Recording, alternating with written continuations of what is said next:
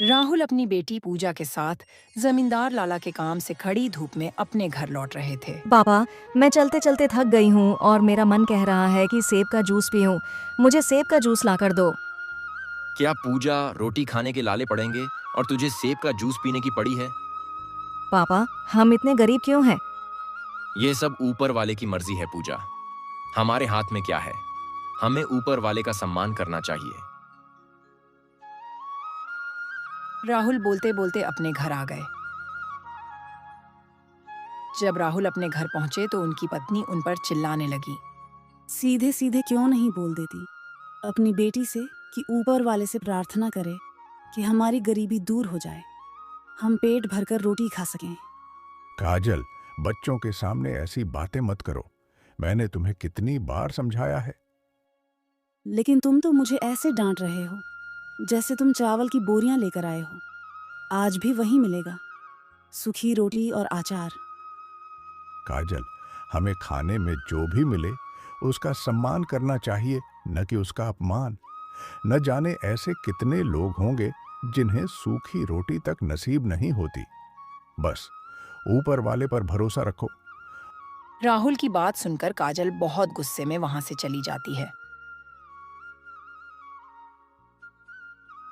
रात के समय पूजा अपनी माँ काजल से इस बारे में बात करने की कोशिश करती है। माँ, जब मैं अपने दोस्तों को सेब का जूस पीते हुए देखती हूँ तो मेरा भी जूस पीने का बहुत मन करता है। मैं कितनी बदनसीब हूँ कि अपनी बेटी को सेब का जूस तक नहीं पिला सकी। लेकिन तुम चिंता मत करो पूजा, मैं तुझे सेब का जूस लाकर ही रहूंगी।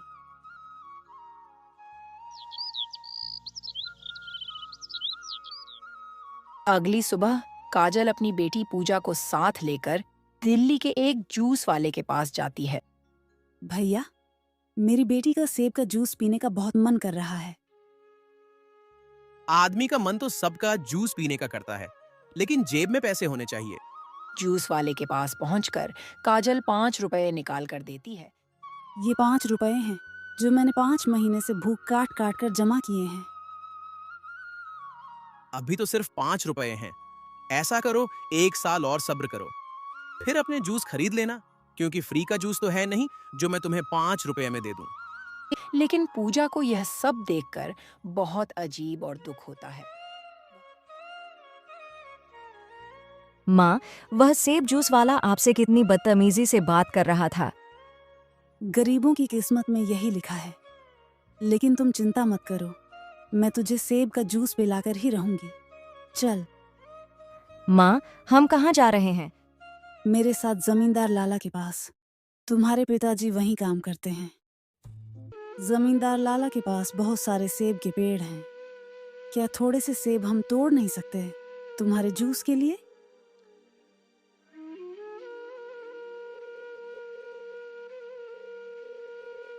काजल जैसे ही 2-3 सेब तोड़ी, वैसे ही जमींदार लाला वहां पर आ गया। अच्छा, तभी मैं कहूं, मेरे दिन ब दिन सेब क्यों कम हो रहे हैं? क्या तेरे भिखारी पति को काम पर रखा था? मैंने इसीलिए काम पर रखा कि उसकी पत्नी और उसकी बेटी मेरी चोरी करें। ऐसा मत कहिए जमींदार लाला जी। मेरी बच्ची को सेब का जूस पीने का बहुत मन कर रहा था, इसलिए मैंने सोचा कि आपके बाग से 2-4 सेब तोड़ लूं। दया करके मैंने काम दिया, इसका मतलब यह तो नहीं कि तुम मेरे सेब तोड़ लो। गांव में हजारों भिखारी बच्चे घूम रहे हैं, तो क्या मुझे सारे सेब उनमें बांट देने चाहिए?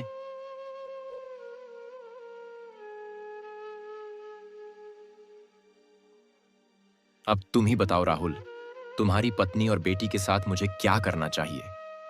तुम तो जानते हो कि मेरे बाग से फल तोड़ने पर मैं क्या सजा देता हूं। मेरी बेटी और पत्नी चोर नहीं है जमींदार लाला जी।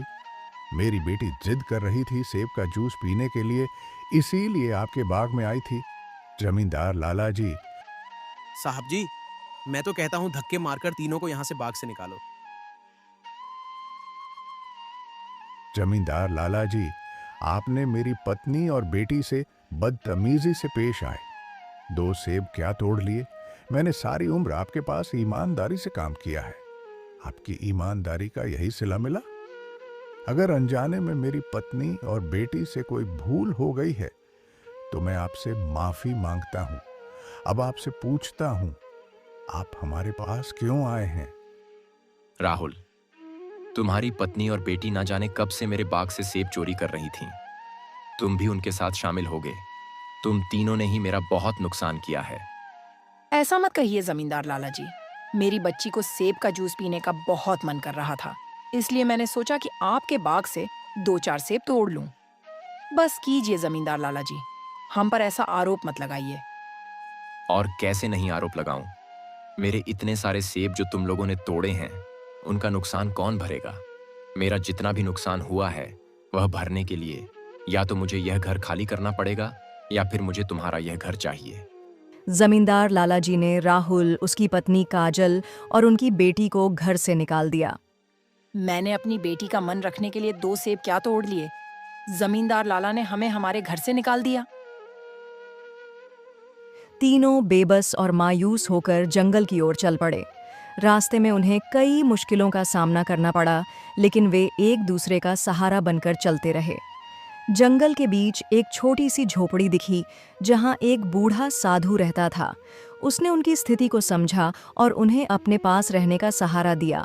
साधु ने उन्हें मेहनत और ईमानदारी का पाठ पढ़ाया। समय के साथ राहुल ने अपनी मेहनत से जंगल में खेती करना शुरू किया और धीरे धीरे उनका जीवन संवरने लगा।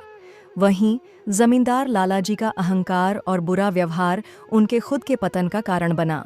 उनकी संपत्ति छिन गई और वे अकेलेपन का शिकार हो गए। आखिरकार राहुल और उसका परिवार मेहनत और सच्चाई की वजह से एक खुशहाल जीवन जीने लगा, जबकि लाला जी अपनी गलतियों पर पछताते हुए अकेले रह गए। कहानी हमें यह सिखाती है कि अहंकार और अन्याय का अंत बुरा होता है, जबकि सच्चाई और मेहनत से जीवन में सफलता मिलती है। दोस्तों, हम आपके लिए दिल से मेहनत करके ये कहानियां तैयार करते हैं। अगर हमारी मेहनत आपको पसंद आई हो तो हमारी मेहनत को सराहने के लिए एक लाइक जरूर करें और हमारे चैनल को सब्सक्राइब करना न भूलें। आपका साथ हमारे लिए बहुत मायने रखता है। धन्यवाद।